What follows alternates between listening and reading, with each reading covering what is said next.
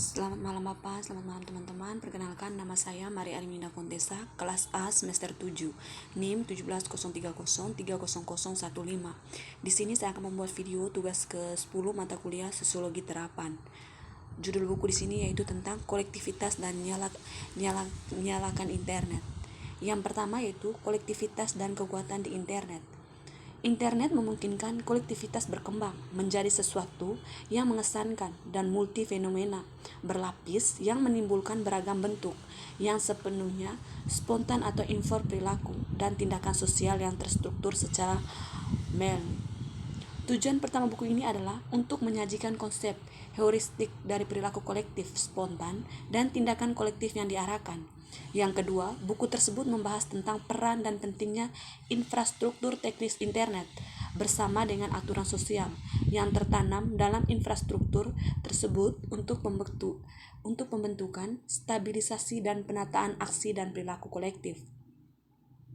Kemampuan individu untuk bertindak dengan sengaja dan kreatif sebagai aktor sosial tidak ada lagi diperdebatkan. Tentu saja, tindakan dan cakupan tindakan aktor individu adalah bersama dan dipengaruhi oleh konteks sosial tertentu, oleh aturan dan norma sosial, dan dengan ekspektasi peran tertentu. Secara umum, tindakan individu sejalan dengan orientasi lembaga, regulasi, normatif, dan budaya. Tunduk pada signifikan tekanan untuk menyesuaikan diri dengan kelompok dan sangat cenderung meniru perilaku yang diamati atau sudah dianggap positif secara sosial.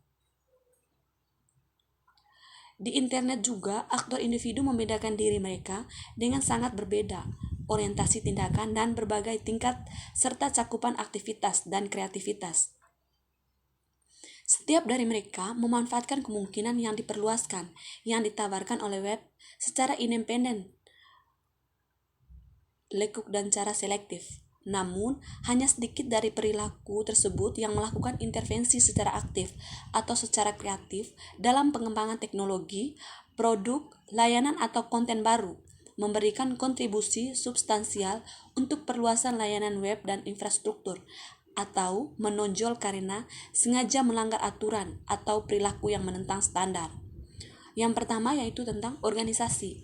Banyak dari individu atau pelaku korporasi seperti perusahaan, organisasi politik atau lembaga penelitian memiliki pengaruh untuk bertindak secara sistematis dan andal telah didirikan tindakan yang dicantumkan dan diformalkan dan rutinitas pengambilan keputusan dan memiliki strategi yang lebih besar kemampuan saat mengimplementasi sumber daya organisasinya, yaitu karena sebagian besar tidak bergantung pada preferensi dan minat anggota mereka.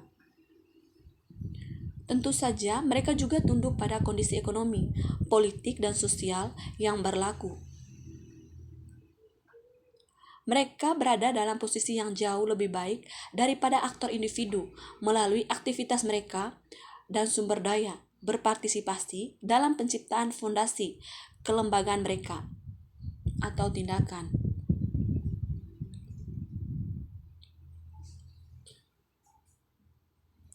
Besar perusahaan global adalah pendorong utama komunikasi berbasis web yang inovatif teknologi, dan kedua, teknologi ini kemudian tersedia secara luas, penggunaan individu serta formasi kolektif. Dalam konteks itu, perusahaan internet terkemukakan adalah menyediakan dan berkembang fondasi infrastruktur web.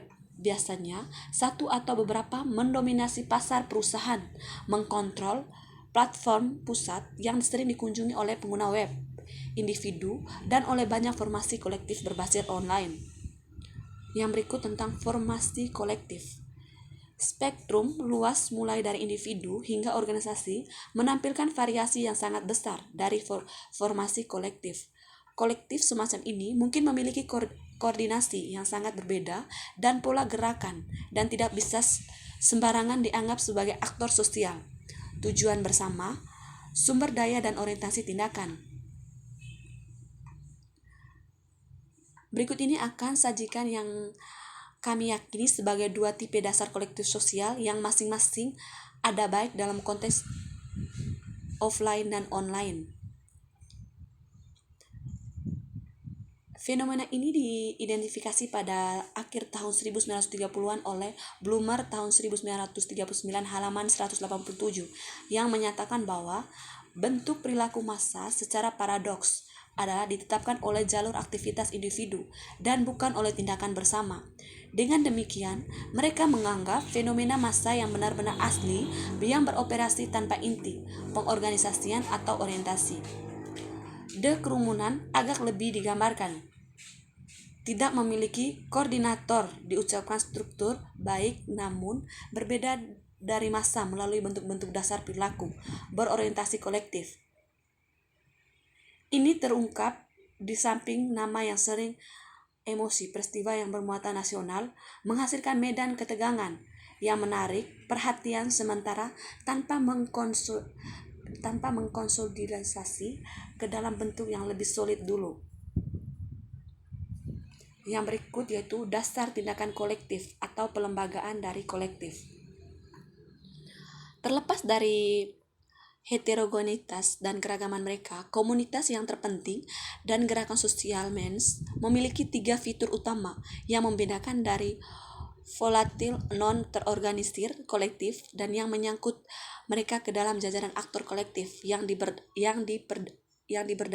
Yang pertama yaitu lembaga dinamika pelembagaan yang memungkinkan menyusun dan menstabilisasi aksi kolektif dasar dari aturan, norma, dan pola organisasi mereka sendiri, terutama informal. Yang kedua, terbangunnya identitas kolektif yang mengorientasikan visi dan tindakan kelompok yang mendefinisikan aktivitasnya di keluar.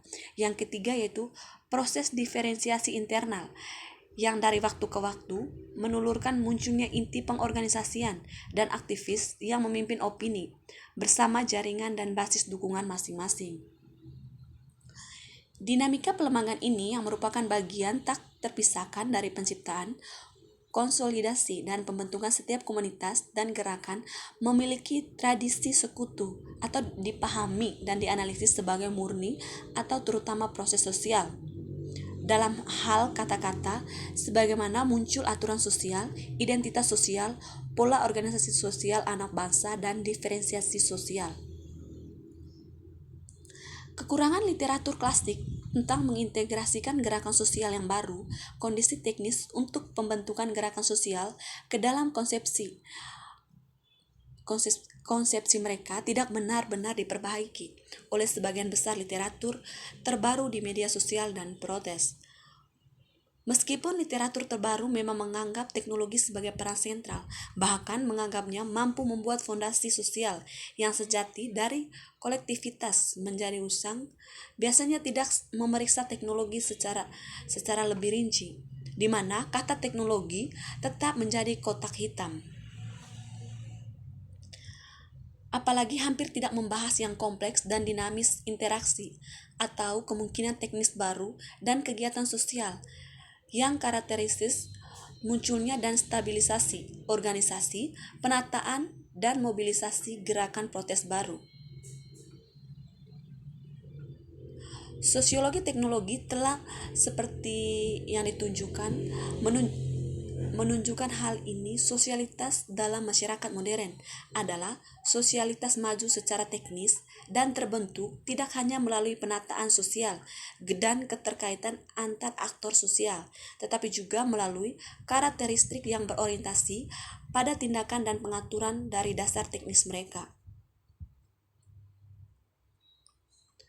Mereka bertolak belakang dengan anggapan luas bahwa teknologi internet dan sosial media saat ini memainkan peran sentral dalam menyusun aktivitas dan gerakan protes baru, di mana di sini menyatakan bahwa ekspresi dan organisasi berbasis online adalah sebuah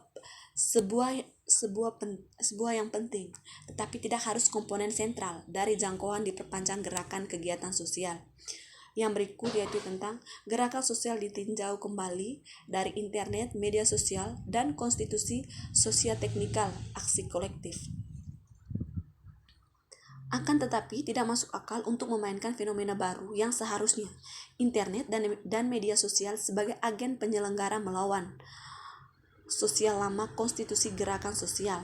Sebaliknya, itu jauh lebih menarik dan produktif mengeksplorasi hubungan dan interaksi kondisi sosial dan teknis, kolektivitas dan protes di zaman internet, serta mendalami konsep secara teknis sosialitas maju dari gerakan sosial.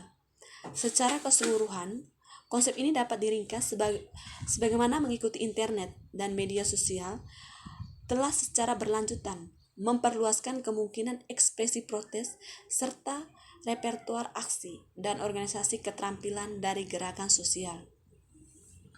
Demikian video yang saya buat. Atas perhatiannya saya ucapkan terima kasih. Selamat malam Bapak.